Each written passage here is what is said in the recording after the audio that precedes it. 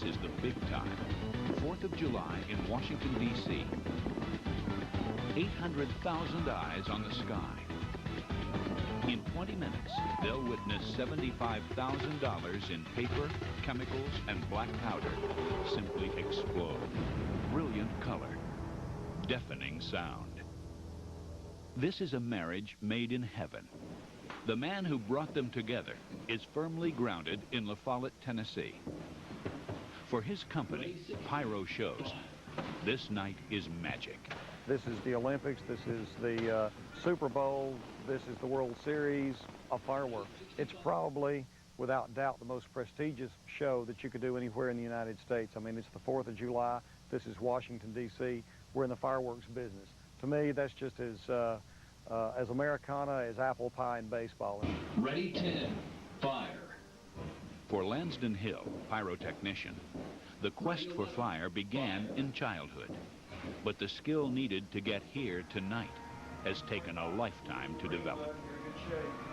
I guess I got into this business as a 10-year-old. I knew there was something about mixing chemicals together and making a big fire that appealed to me.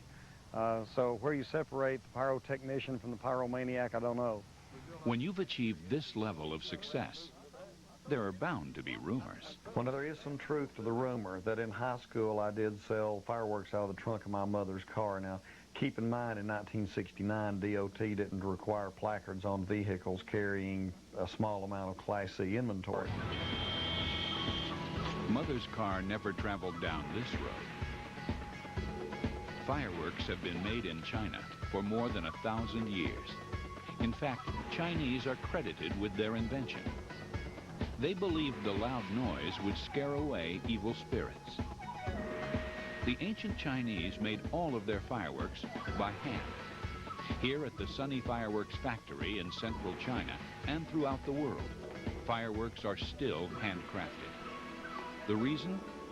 Sparks. Just one can turn this factory into an inferno. When you see a firework explode in the sky, you're really watching burning chemicals. The chemicals are layered into balls called stars. The stars are encased in shells like this. A fuse runs to the lift charge. When it explodes, it shoots the shell out of the mortar tube and ignites the timer fuse. As the shell travels skyward, the timer fuse burns. When it hits the burst charge, the shell explodes and the stars ignite and scatter. The outer shell is made first. It's a cardboard bowl that is cut out, then pressed into the size needed. These professional fireworks can be as large as 24 inches in diameter. The stars are made far from the rest of the factory. This is another fire precaution.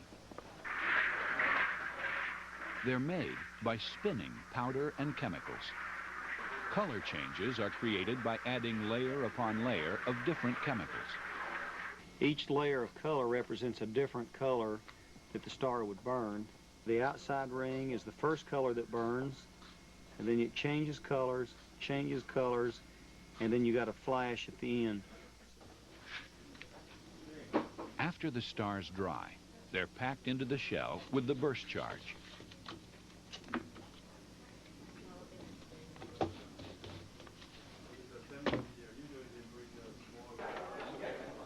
Here, some timer fuses are added. The workers' tools are made from non-sparking materials, like wood or brass. The assembled shell is pasted with paper and allowed to dry. Layer after layer is added until the shell is the correct size. This process can take weeks. If a shell is too big or too small, it won't fire properly. These are double bubbles. They were custom designed for the DC show. They allow two shells to be fired from one mortar tube. All firework shells are given names by the manufacturer. Sometimes they're descriptive. Ring shells, Saturn ring shells, atomic ring shells, triple ring shells, interlocking ring shells, the escargot shell, the heart pattern, the star pattern, the heart with a ring, the star with a ring, Sometimes they're bizarre. The serpents and sky monkeys and lion roar, yellow flowers on battlefields. After dark, the double bubble debuts, along with some other new shells designed at the factory.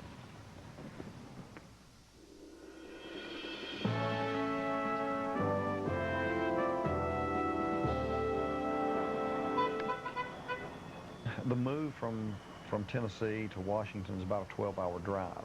We took a total of 5 tractor trailers with either material, mortars, equipment, bunker material, or sandboxes for the mortars to the Park Service site. So we had about 12,000 pounds of fireworks. There were a total of close to 3,000 pieces, of which none were smaller than 6 inches in diameter. When I say there's 3,000 fireworks, that also means, by definition, there are 3,000 tubes, because in an electrically fired show, nothing's reloaded. Ken Owens is the crew chief. The weight of this show falls on his shoulders. They don't come any better than Ken. You know, Ken is somebody that we fondly refer to as Dad. Not that he's any older than the rest of us, it's just he's probably more responsible than the rest of us. I trust him with anything we had to do, anywhere we needed to do it. Ken is used to dealing with explosive substances. He is, after all, a full-time high school guidance counselor. And then when school's out in May or June, Ken comes to work for me and works all summer, and we always give him the red badge of courage for taking on the biggest or the meanest project that we have for the summer, which this year is the Washington, D.C. show. The first few hours of setup run smoothly until... The setback, is that the problem? We may have a problem. Well, there wasn't really a problem, I guess, other than when the safety personnel originally measured the distances that we needed to comply with NFPA, which is 840 feet for 12-inch shell. They thought we had it. So we positioned the trailer, and then they went back with a roll wheel and specifically measured, and I think we were about 20 feet short. There was maybe 820 feet. So we had to reposition our flatbed trailers that have our 8, 10, and 12-inch mortars in it in order to get that extra 20 feet. That slowed us down several hours. It seemed like a kind of a small issue to have to deal with, you know, over 20 feet, and to err in the sake of safety is certainly the wise thing to do. Those two on the end, just straighten them up. Make sure it's 2 foot from it. Almost all of our crews come from people from La Follette, which is kind of odd because we're a relatively large firework company, and La Follette is a very small town, so where do you get so many people that will be willing to shoot fireworks? So when we go down to La Follette's own Greasy Spoon for lunch, you kind of recruit all year long. Hey, what are you doing next 4th of July? Would you like to go shoot with us? And of those who do, we put them through our training program. There's a real esprit de corps among the shooters. They get along well with each other. Of course, they certainly get to know each other pretty well in 10 days, but we have very, very few morale or personnel problems. Our main employees, our regular employees, of course, shoot fireworks all year long, but the rest of them may be carpenters, school teachers, welders, a respiratory therapist at the hospital. Somewhere along the way, gunpowder's gotten in their blood, and this is the way they want to spend their summer vacation, and so here they are. You won't find these shells in stores. They're called display fireworks. They can be as small as 1.5 inches in diameter to larger than 16 inches. In D.C., the largest shells are 12 inches. That's about the size of a basketball. Only one that weighs around 40 pounds and moves straight up at 200 miles per hour.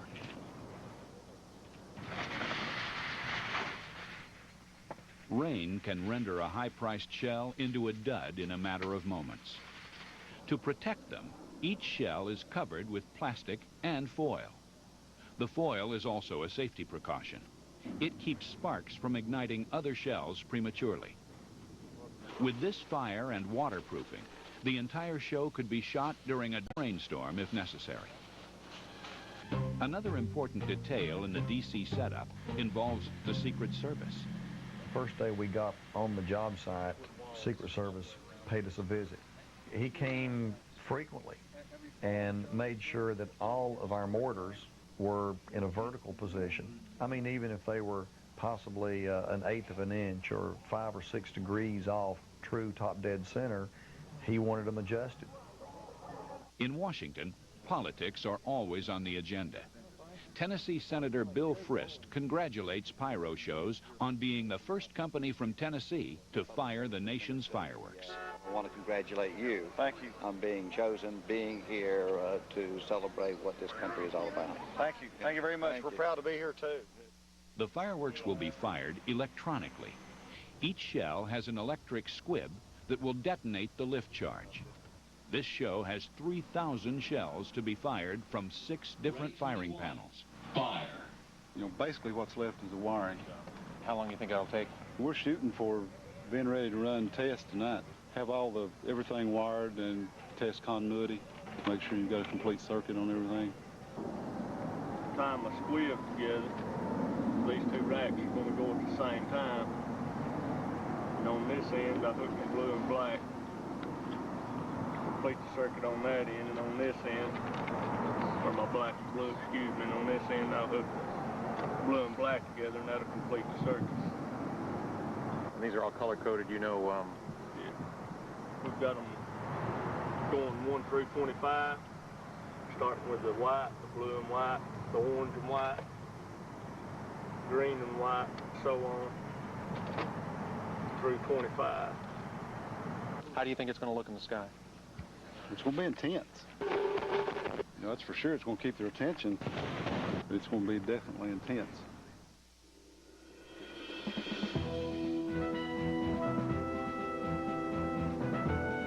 The day of the 4th of July for any fireworks company is probably by far the most hectic day of the year.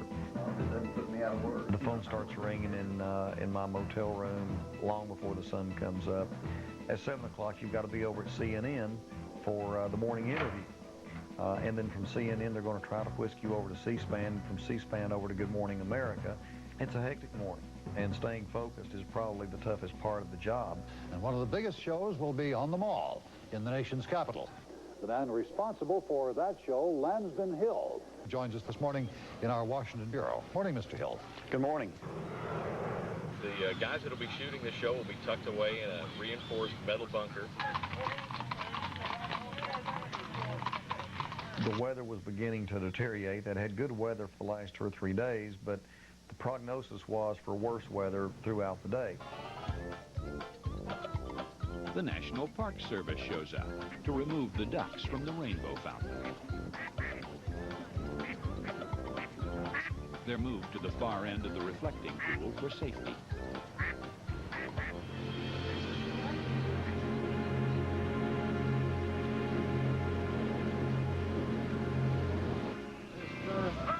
Take our pool. That's what I thought. When the rain starts, we're watertight.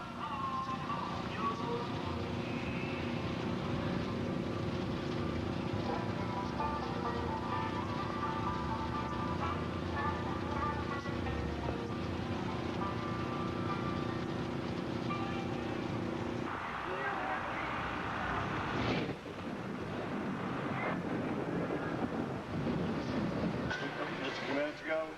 Okay, well, that was the one that I saw. What did it hit? Did it hit people? Okay. Lightning bolt just came down and hit over by the ellipse in front of the White House. They have 2, one I think casualty and one seriously injured person. Even with the rain, the crowd is growing. At 6 p.m., the fire marshal and the Secret Service show up. National Park Service had indicated that we would have a fire marshal inspection, the last fire marshal inspection at noon on the day of the 4th of July. So we did. We had the everything cleared nicely. Then at 6 o'clock, the fire marshal comes back for another inspection. Well, it's not that we mind to be inspected, but if anybody has an accident for any reason by tripping over a wire or cutting a wire, there's not enough time to fix it. And then we scurry in a mad frenzy to check all of our continuity on all circuits again, just to make sure that everything was okay, and it was. Look at this. We're good to go. Everybody was very happy with the way we had it set up after they had made all of their final inspections.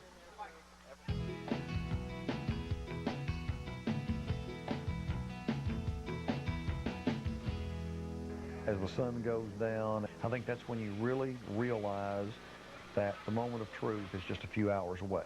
Your heart begins to race a little bit, and you start getting the sweaty palms. With someone over there a little while ago, they said they probably called at about 8:55, so that'll be about another 17 minutes according to my watch.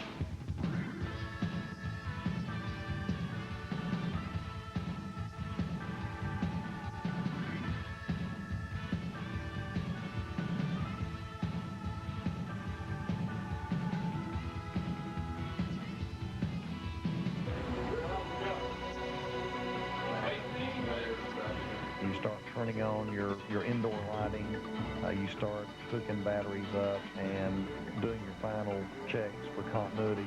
So that's when you start looking at your watch every minute or two, you know, making sure that it's still running, and you know, you almost feel your heart, see if it's still beating, and put a mirror under your nose to see if you're still breathing.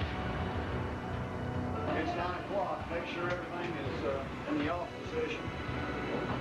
Then we'll go ahead and power up.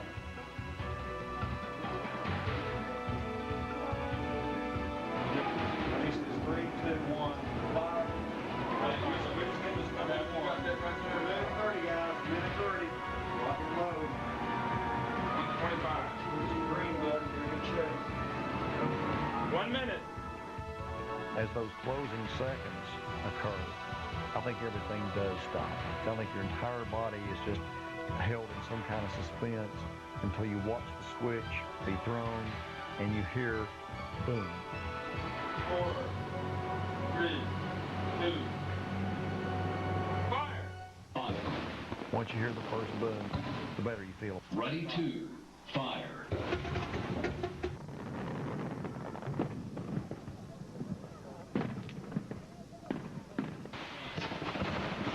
Ready 3, fire.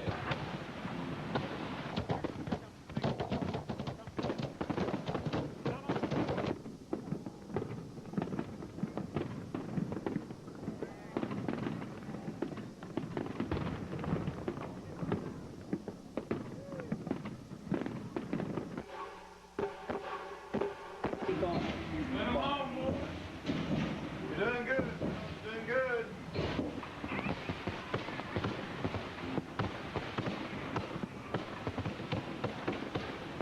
Ready to the door. Fire.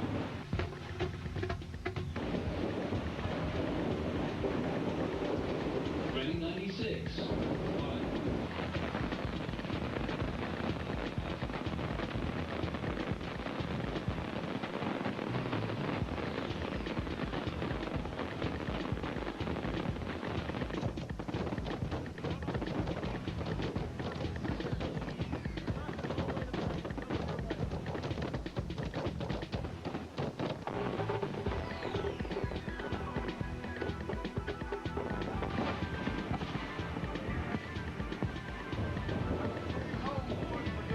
Ready 48. Fire. Fire.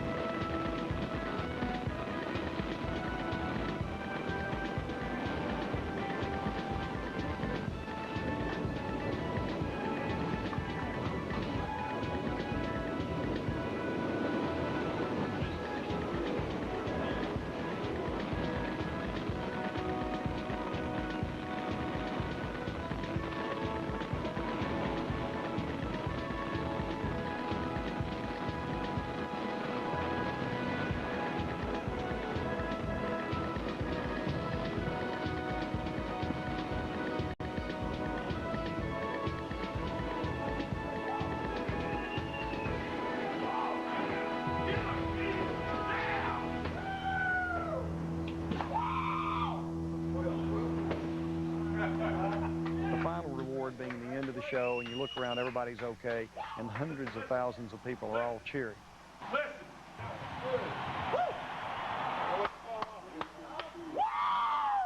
That's the real reward. Great. Yeah, that looks great. Everything's great. Man, smooth. How smooth could it be? 4th of July, Washington, D.C. It was flawless. Excellent, man. Excellent.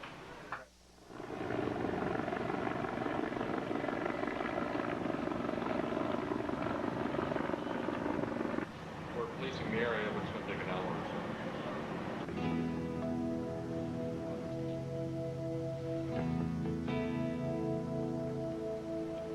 It's a form of entertainment for those of us who can't sing and dance. You know, being a ghost rider in the sky is not a bad profession. Well, it just now occurred to me that my feet are really tired. Kenny, how are you doing? Pretty good, tired. Ready to go smoke that. A good night's sleep is important. The planning for next year's 4th of July begins tomorrow.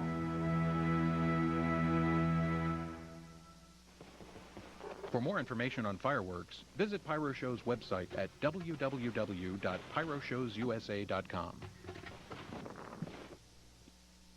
If you would like to purchase a copy of Pyromania, please send a check or money order to WUSF-TV, 4202 East Fowler Avenue, Tampa, Florida, 33620, or call 1-800-292-9873.